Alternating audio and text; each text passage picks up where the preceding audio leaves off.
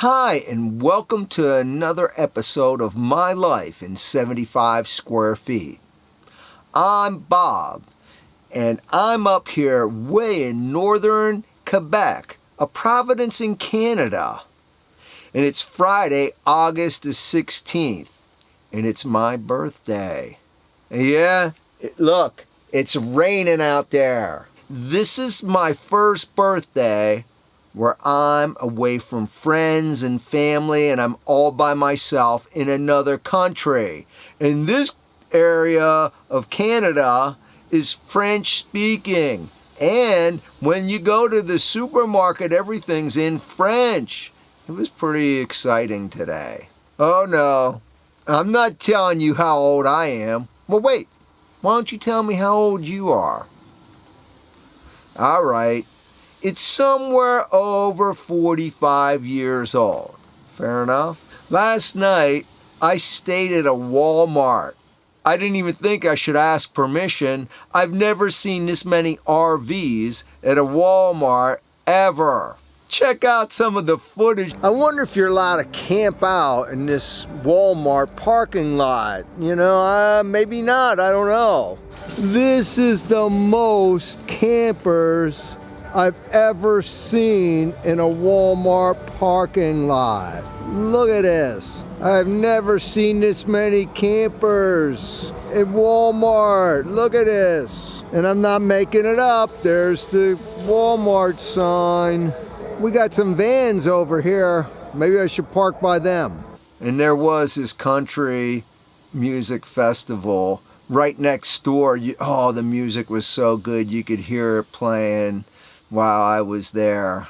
Guitar player was solid, really solid. In my last video, Lewis told me after I badmouthed Timmy's a little bit that he was gonna take me out of his phone and block my number. So let's see if my friend Lewis blocked me. Maybe he blocked me. Maybe he's not gonna answer. Hello? So I'm calling my good friend Lewis. You got the wrong number. No, I don't have the wrong number. It sounds like you, Lewis. He hung up on me. Do you believe that? He hung up. Let's try it again. Hello, Joe Pizzeria. Is this Lewis? Joe's Pizzeria, can I help you? Man, he is not answering my calls. Lewis, come on, this is your buddy Bob. Pick up the phone. You want to order pizza? Joe's Pizzeria. Yeah, I want a good pizza. But you know, I'm looking for Lewis. Does he work there by any chance? No, we just sell pizza. Okay, I'll try another person then. Pourquoi, monsieur? Je connais pas ça, c'est là-bas? Is this Lewis? Non, je ne sais pas quelque chose ça veut dire. He's talking in some other language. I don't know where this guy is. Lewis, come on, it's your buddy Bob. You forgot all about me. Come on, I'm sorry about the Timmys. Je ne comprends pas, monsieur. Qu'est-ce que tu me dis? Oh, I gotta get going. You're a little out there for me. Lewis! What's up, Bob? Ah, good to talk to you. I'm glad you didn't block me. I was getting worried there. This is my first time to Canada with the van. And I've been here for about a week now, a little over a week. And now I'm heading into New Brunswick and then into Nova Scotia. Hopefully I have some good videos coming out with all that footage. I've been hitting milestones with my YouTube channel and with my van. The YouTube channel milestones, I'm waiting for another one to click off so I could do an important video on that. So today I wanted to touch base on the milestone I'm having with the Promaster, because people ask me questions all the time. How's your Promaster holding up? I have 40,000 miles and just clicked it the other day. So I'm at about 40,500 or 600 right now. And people are asking me, how is it holding up? So there's two sections of this that I want to talk about. First, my build. How is my build holding up? Because this van now is 2 years old. I've been living in it for over a year and a half. And then again, I put 40,000 miles. And some of those miles are rough miles on seriously steep hills. So first, let's talk about how is the actual van holding up. And I have to say, nothing has really gone wrong with this van yet. Now, I didn't replace tires at 37,000 miles, and I probably could have gone another 5,000 miles and still not been under the wear indicators. But you know what? It was thunderstorm season coming up, and I said, you know what? What is it going to get me? Another month and a half, 2 months? Is it worth taking a chance of hydroplaning and getting in an accident? So I decided to go and buy another pair of tires. And I actually bought the exact same tires that were on the van in the first place. Now you might say, is 37,000 miles a lot of miles to get on a new set of tires? And the answer is probably no. The only difference here is this van weighs almost 9,000 pounds, and that's about 3,500, 4,000 pounds more than what it weighs without anything in it. And when you add weight to a van like this, things like tires and brakes are going to wear out faster, maybe even almost at double the speed. And I've been on some pretty bad roads that were really sharp turns and S-turns all the way up and down mountains. When I went to buy the tires and he saw how many miles I had on, he said, nobody's going to guarantee any tire for this van because they have to be E-Series tires. He said, you got a lot of miles on your tires, and why would you want to mess with a good thing?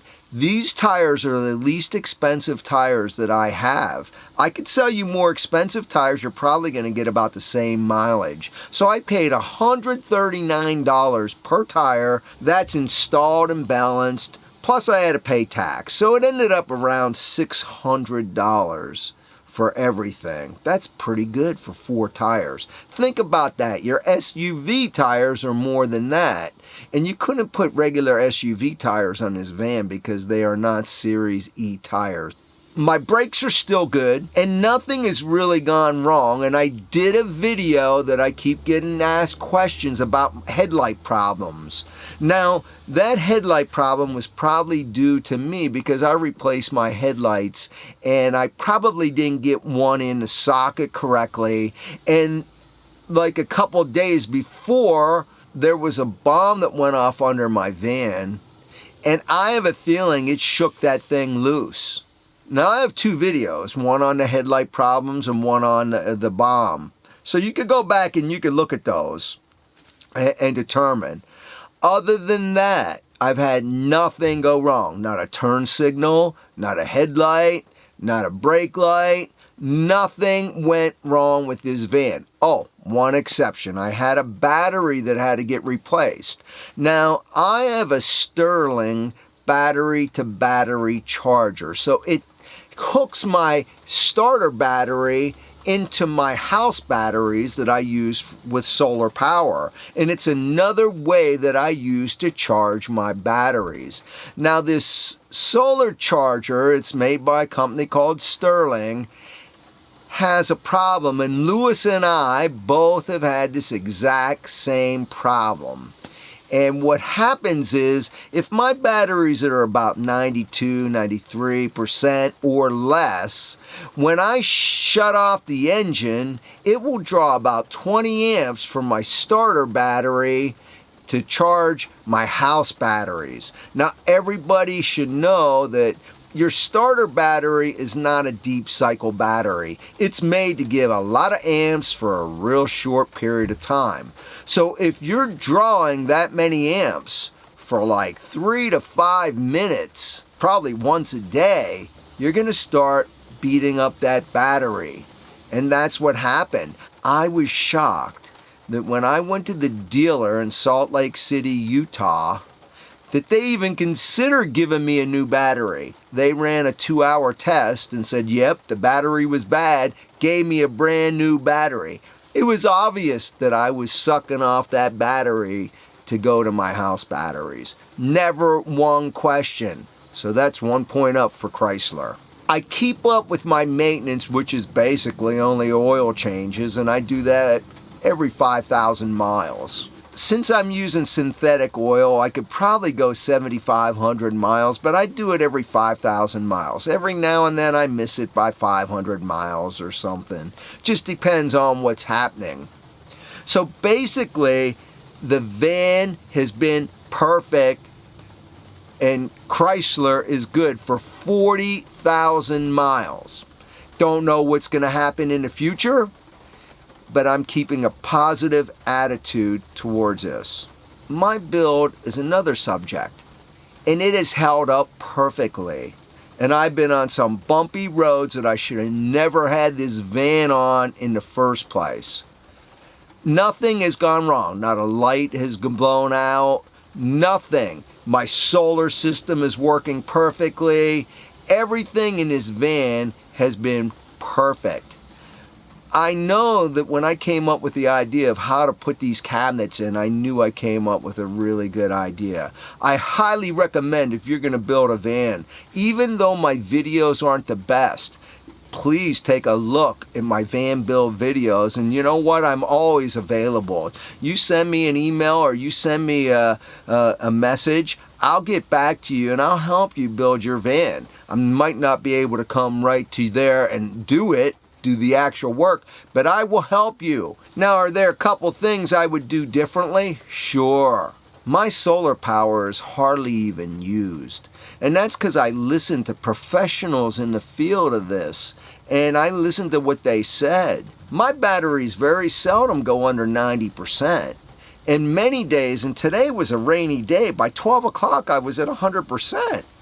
And it was cloudy and rainy all day. And I didn't drive anywhere, so my battery-to-battery charger didn't kick in. I've made a few changes this summer because it was necessary to do a few things. I'm going to put videos out on that to share the information with anybody else that's considering converting their Ram Promaster into a camper van. So to summarize, I haven't really had anything go wrong with my van, and I'm at 40,500 miles right now. If you liked this video, I ask you to please give it a thumbs up and like it. And if you haven't subscribed to my channel, I ask you to please subscribe, and don't forget to click that bell so you'll be notified of my next videos. Please feel free to share this with anybody you think that this video would help or that they would like. Until next time, have a happy.